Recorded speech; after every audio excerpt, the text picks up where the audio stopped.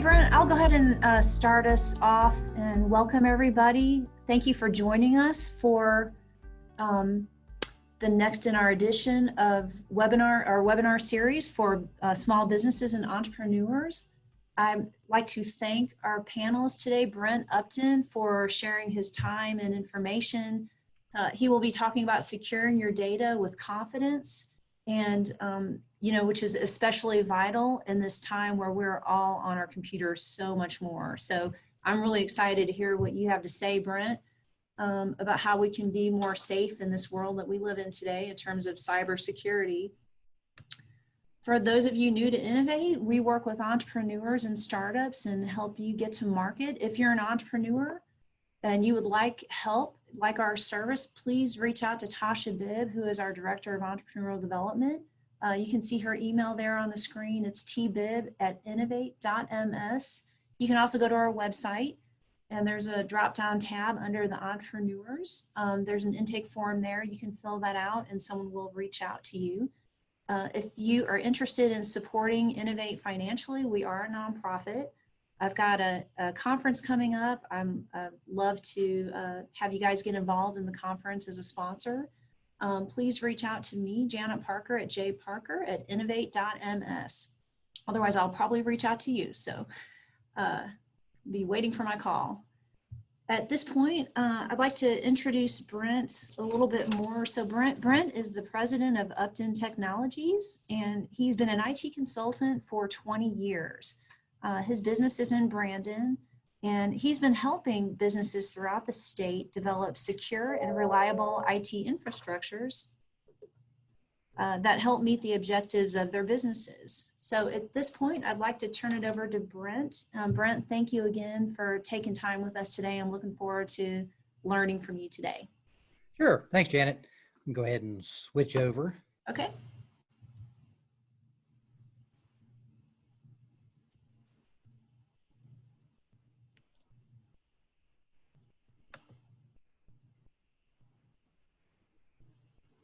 Okay.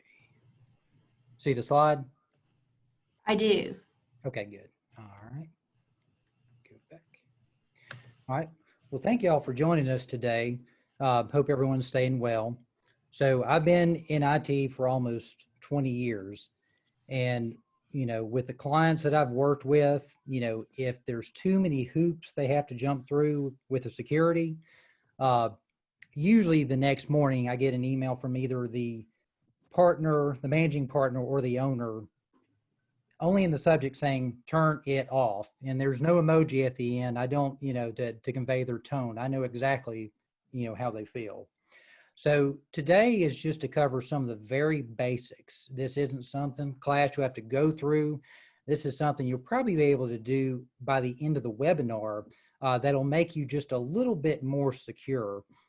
I've had worked with clients, and I know some family members that it's as simple as not just turning on the passcode for your phone. It's like, well, that's too big of a hassle. I don't want to do that. Well, just think if that phone gets stolen, and if you're like most people, you probably have your passwords in Notepad on your iPhone.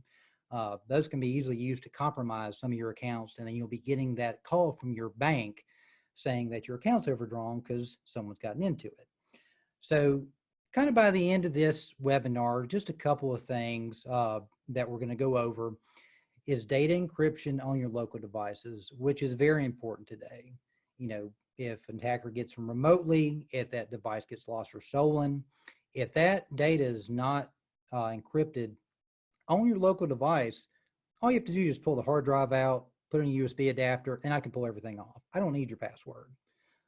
Another thing is, and this is big with verification for different websites, is there are two different types of, two-step or two-factor authentication. And we need to kind of know what is the difference between those and why is one more secure than the other. Biggest thing is, and this has changed my life, use a password manager. You can't use the same password, which is probably the name of your firstborn and then their date of birth with maybe an exclamation point on the end. It's not very safe. You want to use a password manager that generates a very long password that you probably would never ever be able to remember. And even if it was captured, it would only be for that one website. And the only password that you need to remember is just for that password manager. And those password managers always enforce some sort of two-factor authentication. The last one is, and this is the worst one, and I know, people who are in cybersecurity kind of pick on their friends on Facebook who do this, but social media post, it seems like a fun game. You're passing it around. It asks what's your favorite color, what's your dog's name, or the name of your first dog or your firstborn. They're actually mining data to make the tools better to actually crack some of these passwords. So please don't participate in those. So we're going to start with data encryption. What is encryption? It's really just a secret code that kind of scrambles the data on your hard drive.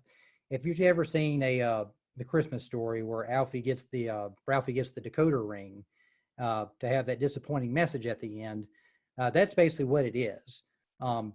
Most of these are real simple, or at least the one Ralphie was using was something like a substitution cipher or a Caesar cipher, where it just substitute one letter for another. But that's really all it is. It's just having a key that's able to turn that code back into a readable format. Most everything on the internet is encrypted. Up until maybe 5 years ago, there were some websites that were only using what's called HTTP, which is unencrypted. Most websites now are going to use HTTPS. Everything's going to be encrypted. Everything you send over is going to be encrypted, but not the data on your hard drive. Now, I will say, with Apple, they're doing a pretty good job about this. So if you're in the Apple ecosystem, most of the time it is going to encrypt that data for you when you set it up for the first time. But there are some people with older versions of Mac OS, older Mac laptops or desktops that were not encrypted upon initial setup. So that's one of the things we're going to go over. How can you do that really quick just to make yourself a little bit more secure? So anyway, yeah, if especially laptops that you use for business, for school, when they get lost, they get stolen, as long as that hard drive is encrypted, there's nothing you have to worry about. You don't have to worry about any important bank information or any, pictures, anything like that you wouldn't want to be stolen.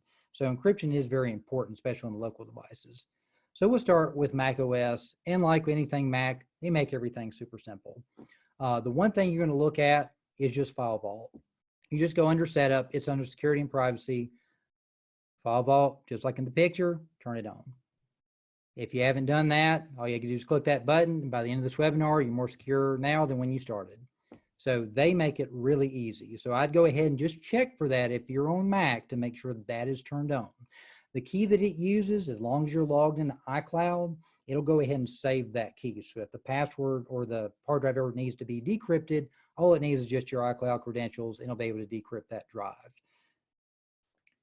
Now, Windows or Microsoft is doing better. They do include a encryption utility called BitLocker. However, it's only included with Windows Pro. If you have Windows Home, it is not included. I'm hoping later down the line, Microsoft will realize that encryption, to just a regular consumer is just as important as it is to a business, and they'll start including that. But for now, it is only included with Pro.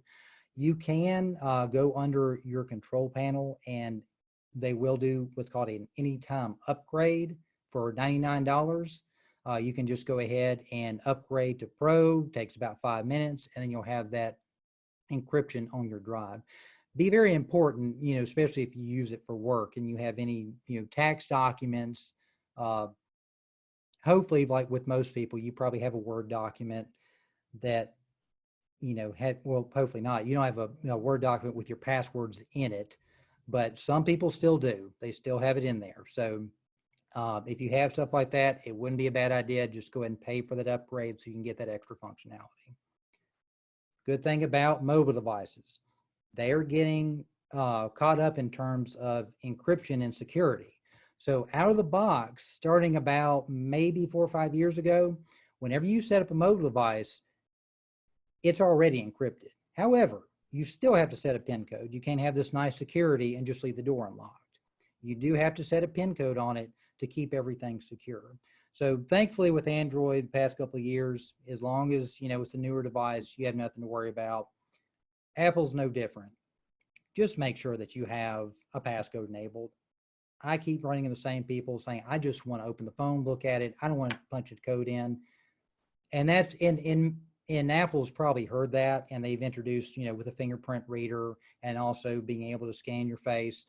That makes it a whole lot more convenient than having to punch in a code every time. So it's nice that they do include that extra functionality. So two-factor, two-step. So you finally got all your passwords down, you got them all memorized. Well, now that's not enough. You essentially, back in the day, most websites give you the option to use two-factor or two-step, and now they're enforcing it. So I know it's one more thing, but it's very important because of all the phishing attempts out there, all the tools, where they're kind of pulling a lot of data from social media to train these tools to able to crack your passwords more efficiently. You just have to have it. So just kind of looking at what is the difference. So if you're looking at two-factor, there are 3 different types of categories when it comes to two-factor. The first one is something you have, whether it be your phone, a hardware token, which most of y'all have to work in secure environments, probably have one of these. Looks like a little USB stick, and kind of showing just kind of mine. This is what's called a YubiKey. I don't know if y'all can see that. This little YubiKey, and all it does is just plug in. Plugs in, and then you don't have to keep up with hardware token or software on your phone. Makes it much easier. And then something you are. So it could be some sort of bioidentification using your face or fingerprint. Last thing is something you know, which would be your password or answers to security questions. So you've probably seen some of these websites where you log in, you type in your password, and then it asks, what high school did you go to? What was the name of your first dog? There's a lot of websites that do that. Not really secure, because going back to social media, those exact questions are in the quizzes that people love to fill out and send to everyone. And so I hate those. But anyway, so when we're looking at two-factor, we need 2 different categories to be considered two-factor. So an example is a password, which is something you know, and a hardware token, something you have. That would be two-factor. Two-step is just 2 of the same categories together. So an example would be a password, something you know, and an SMS code, which this one is a bit confusing, saying, well, I have to have it on my phone. So wouldn't that be something I have? And technically, no, because the SMS code sends to a phone number. That phone number isn't technically tied to your phone, it's tied to the SIM card. And either through some social engineering, someone can get a copy of that SIM card. I plug it in my phone. I don't need your phone. And now I've got your SMS code and I've logged in to your account and you didn't even know it. So that's one of the things you want to look out for. If you have the option for two-factor, always go for two-factor. I know it's a little bit more of a hassle to do that, but your day is going to be that much more safe. Okay, so here we go. And this is the one that I love, and I've been using it for a very long time, is a password manager. Because the worst thing is, you log into one of these websites, and I want to try my password I always use. Too short, try it again, too complex. Okay, sometimes they'll ask, well, you didn't put a number, you need a special character, having, it's just a hassle. And last one is, and I love this one, when you type it in, you already used that one, you can't use it again. So now you need a password manager. 2 great password managers, LastPass and 1Password. LastPass actually has a free version that you can use just for personal use. They do have I think it's a family license where you can actually share passwords. So if you and your spouse, if you both log into your bank from different devices and someone logs in and says, hey, it's time to reset your password. Well, next time they log in, they'll try, oh, the password didn't work. I guess I need to reset it. And now you don't have that password. So now you're going back and forth and figuring out why your banking website can't work, and it's just aggravation for everyone. LastPass with a shared account or 1Password with a shared account fixes that. You're both logging into your password manager. password manager says, hey, you've got a new password. I want to save that password. So it saves it to its vault, very secure. And then the next person, when they log in and they have that shared account, it sees you logging in, and without them even knowing, it's already got that new password, plugs it in, log in, no issues. Plus those passwords are extremely complex. So it's far more secure than any password you come up with. And LastPass is one of those, going back to the two-factor, is something that is required to set up to keep it secure. So if you look at it, LastPass, 1Password, it's just lastpass.com, 1password.com. Take a look at both of those. They both pretty much have the same functionality. The only reason I recommend LastPass because it's free for you to try it out. So on to Social Security for the new age. And this is how they steal credentials all the time. They will have that basically social engineer what looks like a quiz, which is actually just data mining. And there's one that went around maybe late last year or earlier this year. And hopefully by now, by the end of this webinar, you'll be a little bit smarter, be able to spot some of these. But this one was the worst, and this was the one most cybersecurity professionals made fun of because it was going around. And of course, I had one of my cybersecurity friends respond to it with his own answers, and I thought it was hilarious. But anyway, this is what it was. This went around on Facebook. I saw so many people build this thing out. And I'm thinking, it took a few people saying, please stop. And if you kind of read out what his answers were, I hope it reached most of those people to realize you basically gave away your password at that point. And that's one thing where people have to be educated because they don't realize, because the whole point of social media is to keep you engaged and online, and you want to do and engage with what your friends are doing.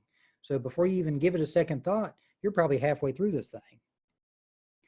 And there's so many quizzes that have popped up like this over the years in a little bit different format, kind of the same, but it is basically just social engineering, and that's how they figure out what your password is. So that was a very brief overview, but that was some of the top issues that I've seen kind of throughout my career of people who basically just hand the password over. Or they don't think that I need security. It's like you kind of do. I mean, you have your banking is online. There's a lot of things that deal with your medical records that are online that people could easily take if you don't take some very, very, very small steps in order to secure that data. So with that, I'm just going to throw it out there. If y'all have any questions, just let me know and I'll do my best to answer them.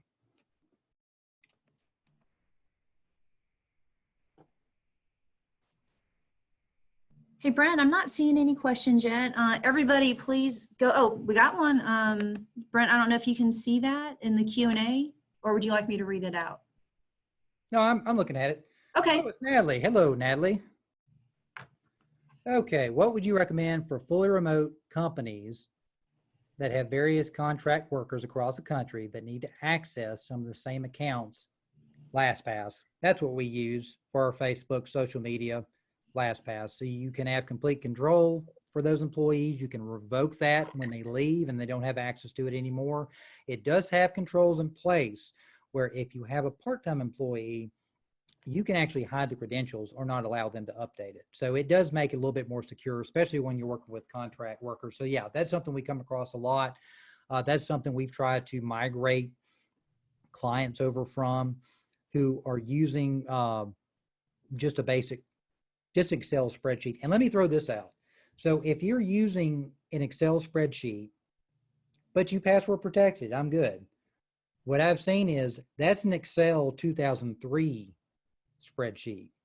That password, that encryption's been long broken. Doesn't work anymore.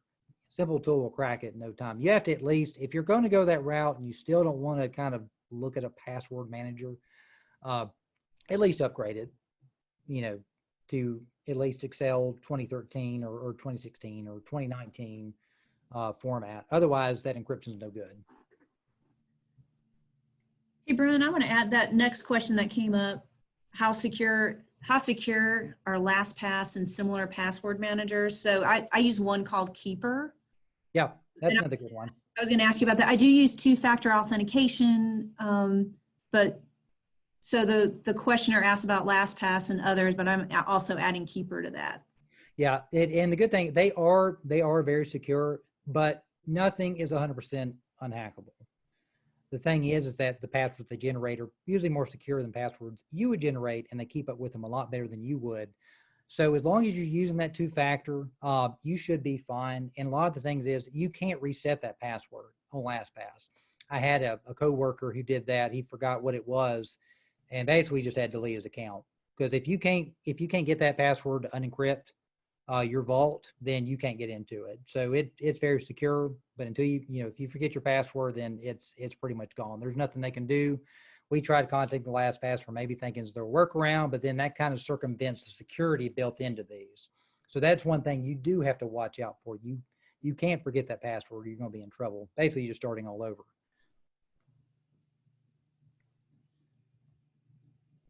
Not seeing any other questions. Or y'all have some questions? Go ahead and pop those in there right now. And while we're waiting on those, so I know when people were signing up, Janet, I think there were two questions. One I was going to reach out to Bellhaven about. The other one, I don't know if they're in the webinar today, but the other one, do you have that question in front of you? I do, as a matter of fact. I just pulled that up while we were on the call, just in case.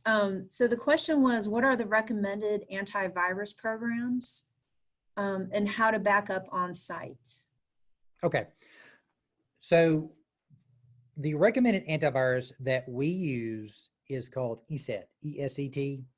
And it's great antivirus because all these other Norton, McAfee, they try to dump all these tools on top, give you the green arrows, make you feel all good about it. And it just slows your machine down. I just want it to do antivirus and nothing else. I want you to scan as quickly as you can so it doesn't impede the performance of my laptop, and I get on with my day. And if malware spyware comes up, catch it, let me know about it, and then try to figure out where it came from in the first place. So I do like ESET. It's basically bare bones, does exactly one thing, and it does it well. And I have stuck with that for probably 12 years now, a little bit after I found the company. And then as far as backing up locally, so with Windows 10 and with Mac OS, they both have them already built in. Now, Mac OS, Apple being the good people they are, when you plug that USB drive in, it's going to ask you, hey, this is a new USB hard drive. Would you like to use it for Time Machine? Sure, click, you're good. Windows is a little bit different. Windows, you have to go, give me a second. It's under Control Panel, but I got to remember what the exact name of it is. Yeah, so if you go to Control Panel, they got Backup and Restore, full metal image. So byte to byte from the beginning of the drive to the end, something happens to it, you can restore from that one, pulls all your data, settings, everything back over, just like it was before the hard drive crashed. So the built-in utilities work great. I like those. There are some other ones. They're really just front-end GUIs for Windows backup. Maybe even Apple, they may have some front-end for that, but essentially they just do the same thing. They just take most features that most people may not know about are built in and just build on top of those to make them more apparent, a little bit easier to use. But I think the ones that are built in are simple. They work great. We've used them before. Restore is quick. So I always recommend use local utilities. Don't spend the money to buy all this other junk that, really doesn't add that much more functionality. Okay. Brent? Looking at that, what's a good way for small business to monitor or detect security incidents? All right. So small business, we have typically what you would want is what's called a UTM firewall, a Universal Threat Management Firewall. And they make sizes for all different companies. Pretty affordable, once we get everything put into place and logging. So typically with a small business, what we use to monitor and detect security incidents would be a UTM. So that would be a hardware device that we'd have to put in place. If they're working remotely, they would VPN into that network just to make sure they could be scanned. So that's typically what we use, be UTM. And, there's many different vendors out there. There's SonicWall, Cisco, which is just, they love bags of money. So their price or their stuff is premiumly priced. But the one we use is WatchGuard. The pricing works for small to large businesses. We've used it for a number of years. Works great at catching malware, spyware, and any reports if we have to go back and log to figure out what happened if, say, there was an incident where a crypto virus got through. So yeah, I look at one of those. Let's see what about this being two artists. Oh, there's system-wide solution that phones. Yeah, we drive our place crazy. Let's see, there are other system-wide solutions that use iPhones. There are push notifications. So there are some where when they log in, they'll have a little a little app pop up on their phone, and they just tap it just to verify that it's them, and then it lets them in. We've seen those before. They tend to work. Okay, I say they tend to work well, but I've had a client who was on Cricket Wireless, and that push notification never came through. So the problem is when you have iPhones and you're working with people's personal devices, you've got all different subscriptions, data plans, and what happens when they leave? Well, you don't manage their device because it's their device. So that's why you want to look at some sort of hardware token like I was talking about. When I kind of showed, and hopefully it wasn't blurry, I didn't see the screen, but when I showed what's called a YubiKey, YUBI key, and those you just plug in, tap your thumb on it, and it's good to go. And when you don't need any more, you just deactivate it.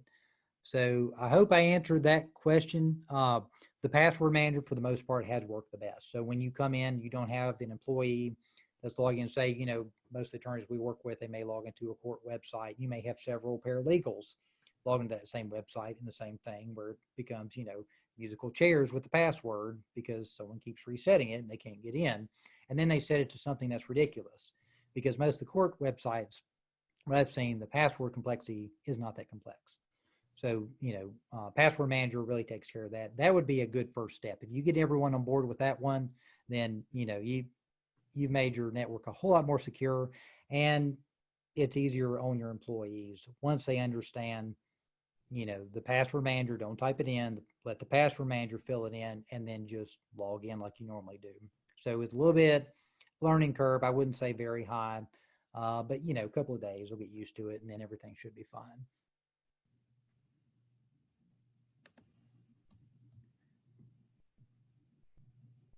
Brent, I don't see any other questions. Do you have anything else you'd like to add? I think that's it, other than what we went over today. The two main things that I would say is make sure your hard drive is encrypted, because out of the box, they're typically not, especially with your Windows PC, because I wish Microsoft would just go ahead and allow it when you first set it up. Hey, do you want to turn on encryption? And everything would be great, but they don't do that. And I see more Windows laptops and PCs than I see Mac. And like I said, Apple's done a great job of making sure that their customers are secure without hassling them so much. So I would look at that. Other thing is two-factor. Get rid of the SMS. It's old technology. It's long been broken. Just if you can look at getting some sort of Google Authenticator is a good one. So Google Authenticator generates a one-time code that you use to log into that website, and it resets every 30 seconds. Take a little bit of time to set it up. Once it's in place, all you have to do is add your accounts to it, and it'll make your life a little bit easier, because I've tried to move away from using that SMS, considering that most people whose accounts were hacked, it was through an SMS attack. So that's definitely the two major things I would say. Just check both of those. Get the password manager. It's going to complement the two-factor very well, because that way you don't have to worry about the passwords anymore. You just simply have to worry about making sure that your two-factor is up to date and not using your phone number.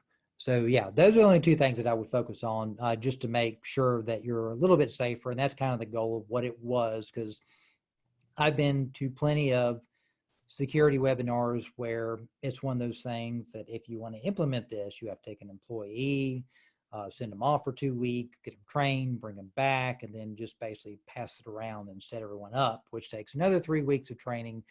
My goal was by the end of this, hopefully say, oh, I don't have that. And then just click, oh, you're good. You know, you're much safer than you were 33 minutes ago.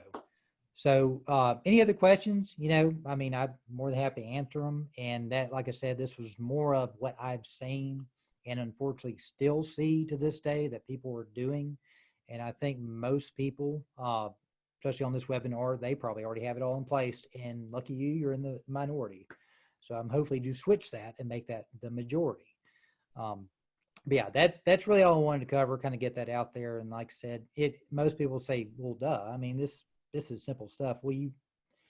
Yeah, I mean, most people aren't even aware of it. So yeah, hopefully that covers those major points. And like I said, hopefully the questions that were proposed, hopefully I answered your question.